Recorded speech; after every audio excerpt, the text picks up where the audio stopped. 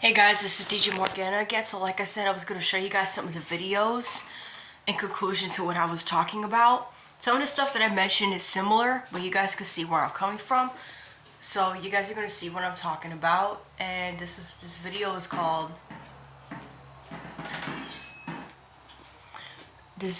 called Eunuchs and Transgenders, a historical comparison, forgotten history. A eunuch is defined as someone, usually a man, whose testes, and sometimes also penis and scrotum, have been destroyed or removed. This leads to sterility, and depending on the stage of life at which it is done, various degrees of impotence and loss of libido may occur. Pre-pubertal castration causes a eunuchoid build, which causes the person to be tall, have broad hips, narrow shoulders, and breasts like that of a woman. Secondary sexual characteristics effects, such as small genitals, lack of beard, and an unbroken voice may also occur. Castration after puberty does not lead to degeneration of secondary sexual characteristics. The build remains unchanged, and the reduction of sexual activity is unpredictable. Although sterile, castrate may remain potent for a year or longer, and some even retain libido throughout their lives. There is a reduction in aggression, but other abnormalities of the psyche are usually representative of a psychological reaction to forced castration and the accompanying humiliation and rejection by the community, in addition to the effects of hormonal deprivation. So where were the eunuchs prevalent in ancient times? Against whom were these procedures taken upon? And why? Let's try and find out. Hello, I'm Mike Joberg, Marine Corps veteran and filmmaker, and we will try to answer these questions on today's episode of Forgotten History.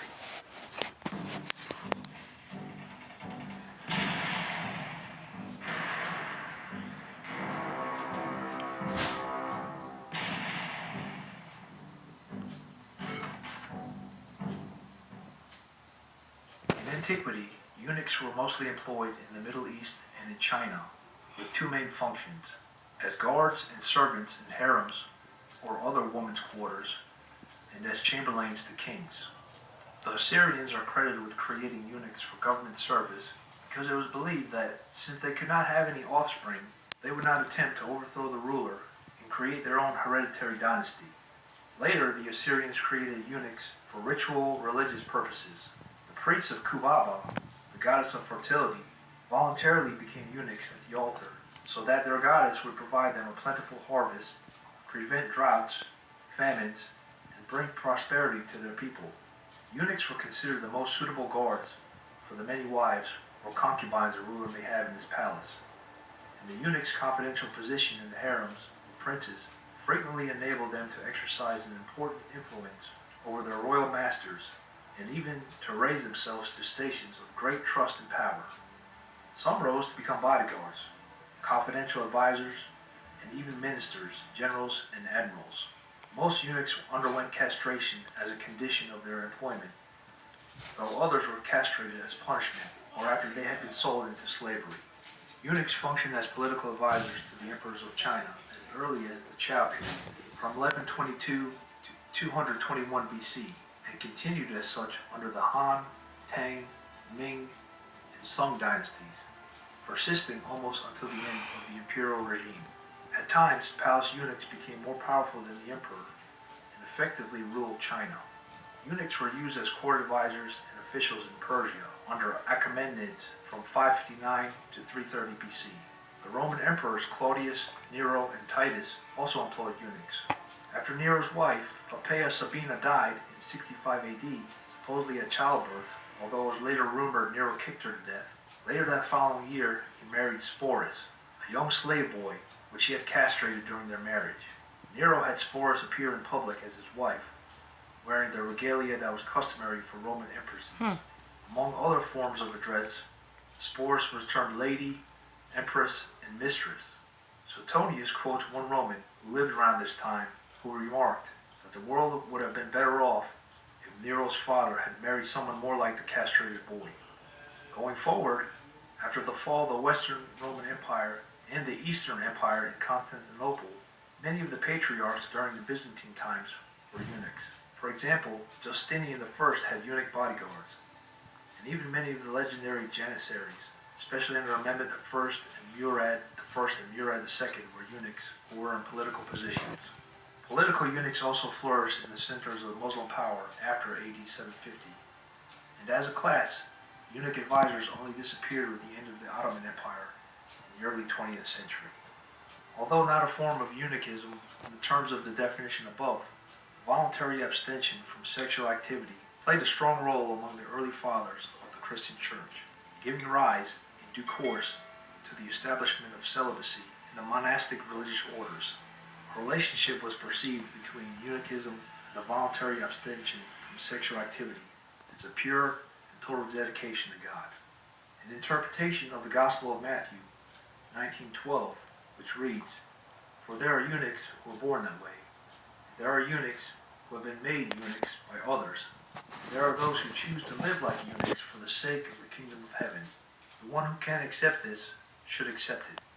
This verse even led to the revered father of the early church, Origen, to castrate himself, an act which, in retrospect, and with greater insight, he bitterly regretted. Clement of Alexandria recommended the virtues of self-discipline and the avoidance of indulgences, but warned that celibacy was worthless unless undertaken in the love of Christ. Nevertheless, various fanatical Christian sects, such as the Arabian Valesians, the Manichaeans, and the Phrygian Montanists, accepted self-castration as a part of their religious practice. Church leaders such as Cassian and Tatian even denounced sexual intercourse as diabolical. Pope Gregory VII wanted to impose celibacy upon all priests and monks, and while monks were so ordained, the priests were spared until the Second Lateran Council in 1139 that made celibacy mandatory for all Catholic clergy. The Italian practice of castrating boys in order to train them as adult soprano singers, castrati, was ended by Pope Leo XIII in 1878.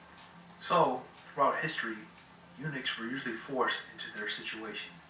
Yet today, sex reassignment surgeries are on the rise. And this spirit that's behind the transgender movement, which is also the spirit of Baal and Jezebel, and I think the Semyaza, I think fallen angel.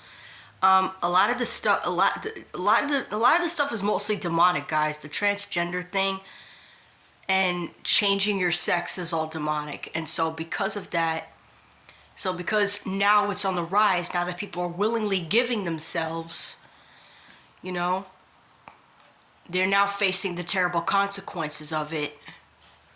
Especially nowadays, every time whenever you do certain things, that are ungodly, there's always going to be bad consequences to it later on.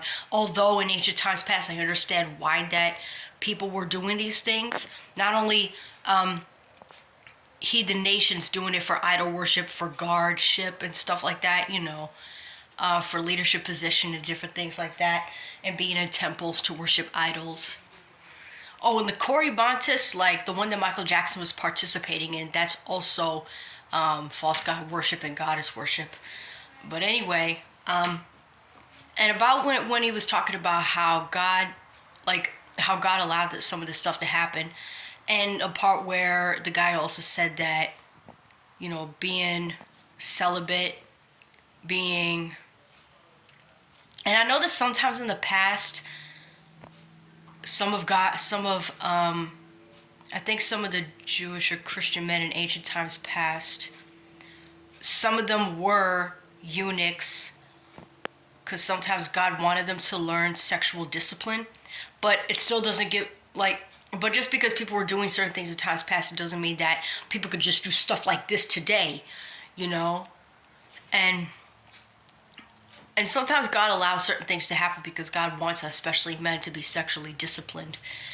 And I'm not saying for guys to do that to their bodies. I'm not saying that at all. And I'm not saying for women to go and do that to themselves.